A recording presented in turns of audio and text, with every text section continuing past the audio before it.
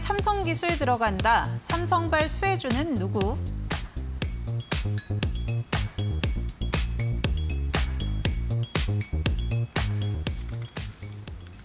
네, 오늘 삼성 관련한 또 다른 소식이 하나 더 있었죠. 바로 로봇 관련한 이야기들이었습니다. AI 그리고 휴머노이드 전담 조직을 신설한다라는 이야기들 나오면서 앞서 이 삼성과 테슬라의 동맹에도 다시 한번 기대감을 좀 모아가지 않았나라는 생각이 드는데요. 오늘 로봇주들은 좀 어떻게 보셨을까요? 네, 이제 로봇주들이 슬금슬금 고개를 들고 있습니다. 그동안 상반기 때 이 M&A나 이런 이슈로 반짝했었는데요. 그 이후로는 좀 잠잠했죠. 왜냐하면 방산주나 다른 종목들이 더 열심히 뛰는 모습 보면서 투자가들이 그쪽으로 고개를 돌리고 있었습니다. 하지만 이제 여러분들이 눈이 그쪽에 몰려있는 동안 슬금슬금 이 로봇주들도 다시 고개를 들기 시작합니다. 그도 그럴 게 지난번부터 말씀드렸지만 AI에 대한 투자들이 늘어나면서 그 AI를 갖고 이 머리가 좋아질수록 몸으로 뭔가 움직이고 일을 해야 되는데 그게 피지컬 AI로 대표되는 로봇주입니다. 특히나 휴머노이드 로봇을 뭐 누구나 어느 대기업마다 이제 뛰어들면서 이 부분을 상용화하겠다고 하는데요. 이 기술 발전 속도가 너무 빠릅니다.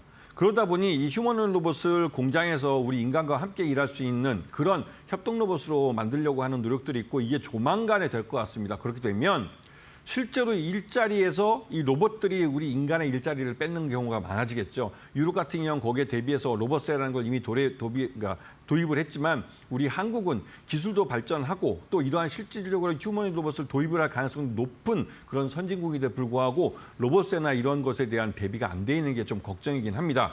하지만 전체적으로 시장이 이런 쪽에 돈이 많이 몰려가고 있고 그 돈이 많이 투자되는 것만큼 반사적으로 투자자들에게는 수익을 볼 수 있는 돈을 버는 로봇 기업들이 점점 많아지고 있습니다. 그리고 규모의 경제를 달성할 수 있는 그런 시기가 점점 다가오고 있죠. 그렇기 때문에 지금은 내 포트폴리오에 뭐 어느 정도 10%든 이 정도의 로봇주들을 편입을 해 두셔야 될 그런 타이밍입니다. 네, 시장에서 조방원이 강하면서 이 로봇주들 같은 경우 주도주에서 잠시 멀어져 있기도 했었는데 하반기 다시 한번 복귀할 수 있을지에 대한 기대감들이 몰리고 있는 상황이고요. 그렇다면 종목들은 어떤 부분들 체크해봐야 될지 같이 확인해 보시죠. 레인보우 로보틱스와 로보티즈 확인해 보겠습니다. 삼성과 LG 재료들이 묻어 있는데요. 같이 한번 열어보시죠.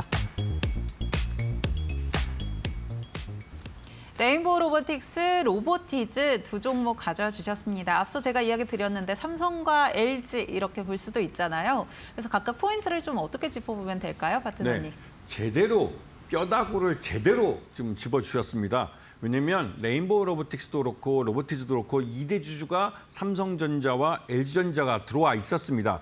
앞에 말씀드렸던 레인보우 로보틱스는 삼성전자가 최대 주주를 차지하면서 아예 계열사를 편입을 했고 로보티즈 같은 경우는 여전히 2대 주주로 남아있지만 언제든지 경영권을 가져갈 수도 있습니다. 하지만 로보티즈 같은 경우는 핵심적인 그 액추에이터, 로봇 액추에이터를 만드는 부분과 또 이런 그 자율주행 로봇을 만드는 부분 두 개로 회사를 분할을 했습니다.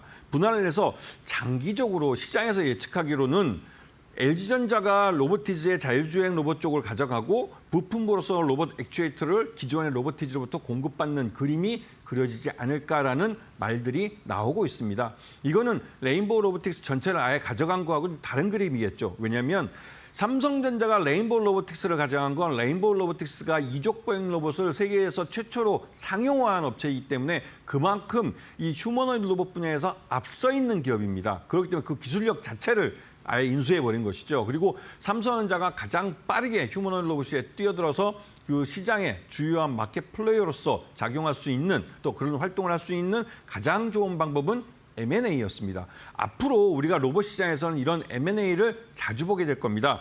그런 뜻에서 이 레인보우 로보틱스 같은 경우는 휴머노이드 로봇 쪽에서 전 세계적인 흐름에 맞춰서 가장 그 앞서 있는 기업 중에 하나고 현대차의 그 보스턴 다이내믹스만큼 이 휴머노이드 로봇에서 앞서 있는 그런 경쟁 기업입니다. 그런 의미에서 레인보우 로보틱스를 보시고요.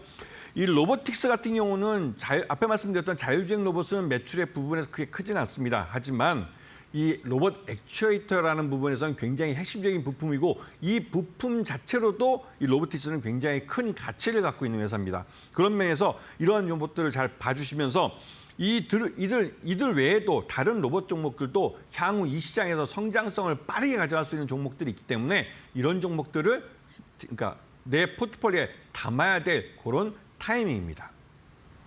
네, 레인보우 로보틱스와 로보티즈 설명해 주셨는데요. 그렇다면 애프터픽 뭘로 꼽아주실지도 궁금합니다. 역시나 레인보우 로보틱스죠. 레인보우 로보틱스는 여러분한테 앞에서 말씀드렸지만 삼성전자가 이 레인보우 로보틱스를 통해서 로봇 사업을 벌이기로 내부적으로 교통정리가 되고 있습니다. 삼성전자가 독자적으로 웨어러블 로봇 사업을 했지만 별달리 재미를 못 봤죠. 하지만 레인보우 로보틱스를 통해서 삼성그룹 내부의 일감, 즉 내부에서 협동 로봇이나 다양한 로봇들 형태로 해서 이 레인보우 로보틱스가 만든 이족보행 로봇이나 사족보행 로봇을 갖고 사업을 할 수가 있습니다. 그런 면에서 레인보우 로보틱스는 자연스럽게 규모의 경제를 달성할 가능성이 크고 우리나라 시장을 넘어서 전 세계 시장에서 내놓을 수 있는 로봇을 만드는 그런 로봇 개발 회사가 될 수 있습니다. 그리고 여기서 한 가지 더.